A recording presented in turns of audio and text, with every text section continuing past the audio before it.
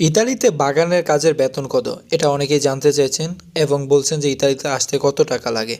তো যে বাগানটা দেখতে পাচ্ছেন এটা হচ্ছে আঙ্গুরের বাগান, আঙ্গুর ফলের বাগান। আমি একটু দেখাচ্ছি।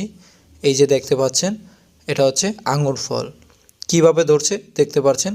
তো এই আঙ্গুর ফলের বাগানে কাজ করতে হলে ঘন্টা হিসেবে কাজ করতে হয়। 1 ঘন্টায় 8 ইউরো।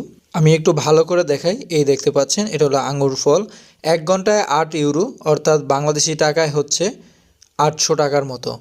এবং এই আঙ্গুর ফল কাটার পরে কি হয়, এই যে গাছগুলো দেখতে পাচ্ছেন নিচে, এই গাছগুলো ক্লিন করা হয়, পরিষ্কার করা হয়।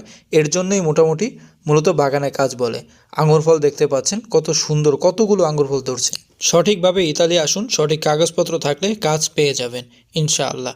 ইতালির যে কোনো তথ্য পাওয়ার জন্য চ্যানেলটি সাবস্ক্রাইব করে যোগাযোগ করবেন। সবসময় চ্যানেলের সাথে থাকবেন এবং চ্যানেলের ভিডিওগুলো দেখবেন। আমি প্রতিনিয়ত কৃষিকাজের ভিডিও আপলোড